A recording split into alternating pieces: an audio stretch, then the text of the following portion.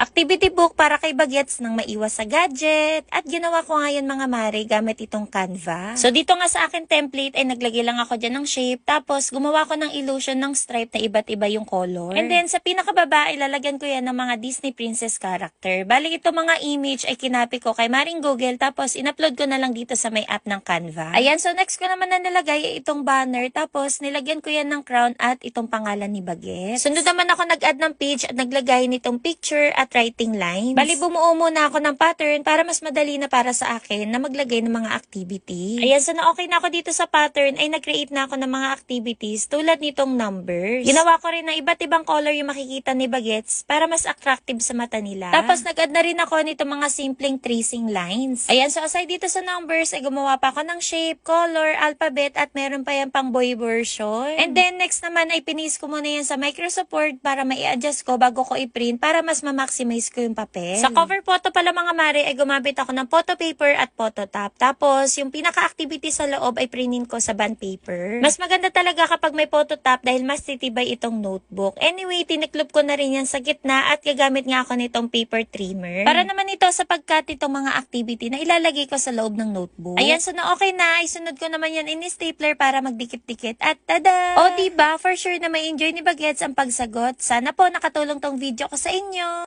Nakita ko pala yung gantong style ng writing names sa Facebook. Tapos, trinay ko na rin kung kaya ko bang gawin sa Canva. Pagpasensyahan nyo na mga mari yung boses ko ngayon dahil medyo paos. So, itong ginagawa ko ngayon ay isang buong A4 size na lalagyan ko ng design. Bali, yung napili ko pala dito na pang design ay itong Mickey Mouse and Friends. Tapos, kahit anong pang design ay pwede nyong ilagay dito. Lalo na yung mga favorite ni Bagets. Bali, ito pala mga characters na nilagay ko dito mga mari ay kinapi ko lang din sa web. Tapos, in-upload ko lang sa mismong Canva. So, yan. Sobrang simple lang ng concept nito. Nung okay na nga ay pinis ko na yan sa Microsoft Word bago ko printin sa bond paper. Bond paper na A4 size din yung papel yung ginamit ko. Bali gumawa rin pala ako dito ng Winnie the Pooh and Friends. At may pa-free layout po ako sa comment section.